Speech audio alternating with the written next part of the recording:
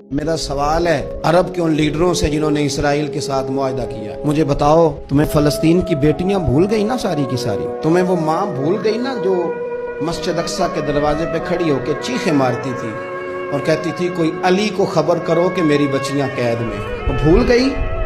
تمہیں وہ بہن بھول گئی نا جس پر شراب کی بوتل انڈیڑتے تھے اسرائیل کے فوجی، اسے پکڑتے تھے، دست درازی کرتے تھے اور وہ بیٹی کہتی تھی یا رحمت للعالمین؟ بھول گیا تمہیں وہ سارا کچھ؟ تم نے ایک منٹ لگایا اور تم معاہدہ کس سے کروا رہے ہو؟ امریکہ کے صدر سے؟ اتنا ظلم کیا تم نے، اتنا قاتل کے ساتھ معاہدہ؟ کیا سمجھتے ہو فلسطین والوں کا کوئی والی وارث نہیں؟ سنو، میرے رسول کریم صلی اللہ علیہ وسلم نے فرمایا میرا کوئی مالدار امتی دنیا سے چلا جائے، پیسے جائیدادیں چھوڑ کے جائے تو اس کی اولاد میں بانٹ دینا، لیکن اگر اس کے ذمہ قرضہ ہو تو میرے پاس آ جانا، میں اپنے امتی کا قرض ادا کروں گا، جس کا کوئی وارث نہیں ہوتا، مدینے والا